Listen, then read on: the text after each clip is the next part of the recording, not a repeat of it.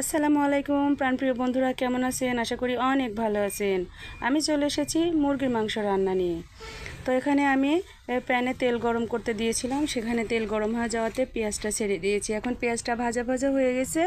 এখন সেখানে আমি একটা বাটিতে রেডি করে রেখেছিলাম যত সব মশলাগুলো, সেগুলো এখন ঢেলে দিচ্ছি, দিয়ে ভালো মতো কষিয়ে নেব।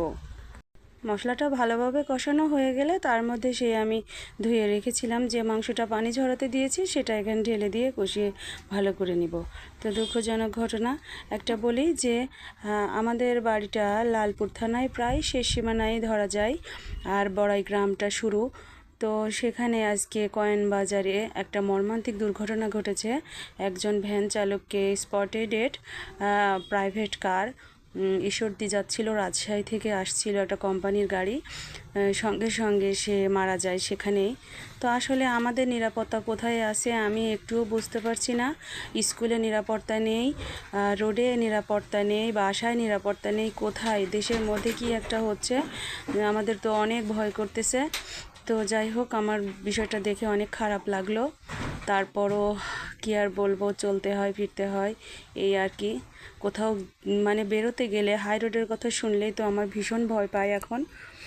তো যাই হোক, ওনার জন্য দোয়া করি, আল্লাহ যেন ওনাকে জান্নাত দান করেন, মৃত ব্যক্তিটাকে। আবার চলে আসলাম, রান্নাতে ফিরে আসলাম। আমি মশলাটা কষানো শেষ হয়ে গেছে, সেখানে আমি সেই পানি ঝরিয়ে রাখা মাংসটা ঢেলে দিয়েছি। ঢেলে দিয়ে আমি ভালো মতো কষিয়ে নিচ্ছি। এখন এটা কষানো হয়ে গেলে একটু এখান থেকে পানি বেরোবে, সেটা থেকে আমি আবার একটু ভালো করে কষিয়ে নেব। তো ঢাকনা দিয়ে ঢেকে দিয়েছিলাম, ঢাকনাটা খুলে যে দেখাচ্ছি কত সুন্দর হয়েছে।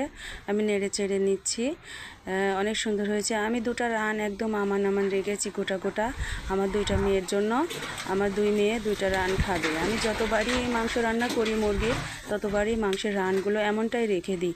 তো আমাদের এখানে প্রচুর বাতাস হচ্ছে, বাতাসের শব্দেও এরকমটা শোনা যাচ্ছে, অনেক বাতাস।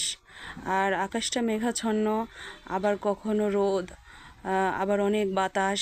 বিদ্যুৎ তো যে পরিমাণ অত্যাচার করতেছে আজকে 3-4 দিন হলে, নেট পাচ্ছি না, কি যে একটা অবস্থা। বাসায় ওয়াইফাই, তবুও কারেন্ট না থাকার কারণে নেট কানেক্ট করতে পারছি না। আবার যে কারো ওয়াইফাইটা কানেক্ট করে একটু ভিডিও ছাড়বো, সেটাতেও তো সমস্যা ফেসবুকে। তো কি আর করার, আবার এমবি নিয়ে নিলাম, নিয়ে সেখান থেকে কাজ করতেছি। যাই হোক, কথা বলতে বলতেই আমি হাঁপিয়ে গেছি, রান্না করতে করতেও। তো রান্নাতে আমি শেষ পর্যায়ে চলে আসতেছি, প্রায় পানি দিয়ে দিয়েছি। মুরগির মাংসটা কষানোতেই সেদ্ধ হয়ে যায়।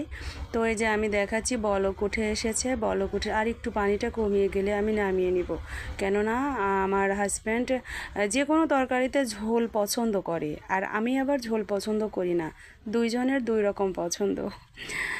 আমার রান্নাটা এই যে প্রায় শেষ পর্যায়ে চলে এসেছে। এখন একটা বাটিতে আমি ঢেলে আপনাদের দেখাচ্ছি কত সুন্দর হয়েছে। আমি উপর থেকে একটু জিরে গুঁড়ো ছিটে দিয়েছি। আমার রান্না কেমন হয়েছে আপনারা বলবেন। ভালো থাকবেন, আল্লাহ হাফেজ।